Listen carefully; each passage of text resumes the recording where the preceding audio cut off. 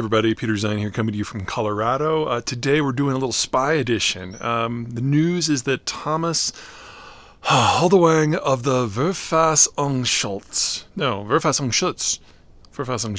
That's basically the German equivalent of the FBI, responsible for domestic security.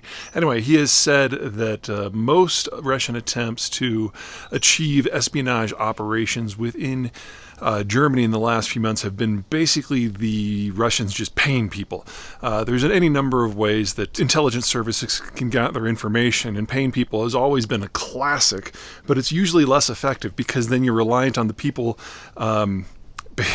continuing to give you good stuff, and if you pay them, they will come up with stuff to give you, even if it's not good stuff, and if you stop paying them, there is a chance that they will turn you in. So it's generally pretty far down the list in terms of reliability. A better way is just to have your own assets in place, and the way that the Russians have normally done this, the way most countries do this, is by taking their intelligence assets and giving them diplomatic cover. So you basically say this person is a diplomat when really they're trying to steal industrial secrets. The Russians have always excelled at this and used it heavily because they don't have the technical skills to maybe do something like electronic eavesdropping like the United States tends to prefer, and they can't attack it from a mass approach like the Chinese can because they just don't have the people. So you focus on a handful of highly trained people that you put into every single embassy you possibly can.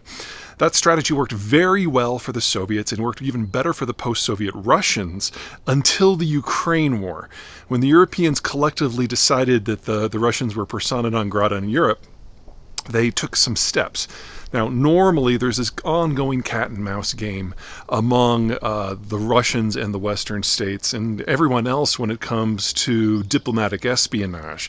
Basically, you're always trying to keep track of the personalities that are involved, the potential spies, and every once in a while you do a little bit of purge, but you don't purge everyone that you know, making the other side wonder if their agent was really exposed or not, and it's a grand old game. But one of the problems you have with this strategy is you don't necessarily share your list of spies that you've uncovered with everybody else because maybe you don't trust their information control systems. And if it got out that you had identified one and not the other, then all of a sudden your counterintelligence operations are a bit bunk.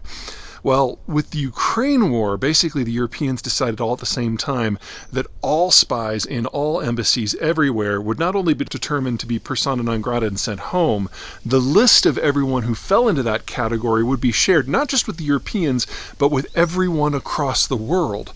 So basically you had 25, almost 35 years of Russian efforts to infiltrate Western institutions and governments, and everyone was exposed all at the same time. And then the list of everyone who was exposed went global. So in the past, if you were to purge 3 or 4, they would end up at someone else's embassy within a year. Doesn't work like that anymore. I mean, the Brazilians might not have hostile relations with the Russians, but when the Europeans and the Americans come with this list of 5,000 diplomatic personnel who are actually spies, and then all of a sudden they all end up in the Brazilian embassy, the Brazilians get a little cheesed off too. So what we've seen is the most effective way the Russians have of hacking into society has been gutted. It's not that these people can't do anything, but if you're training someone for covert operations and diplomacy, you can't just turn around and turn them into assassins or analysts. There's an extensive period of retraining, and the Russians aren't as young as they used to, and one of the big reasons for the Ukraine war is the demographic collapse, and all that good stuff is all very relevant. The most likely use for most of these people moving forward is to back up the intel system within Russia. Russia has far more spies operating within the Russian Federation than beyond because Russia isn't a nation state. It's a multi-ethnic empire, and the way it holds everything together is by basically shooting through its own population with spies to make sure that there are no rebellions forming.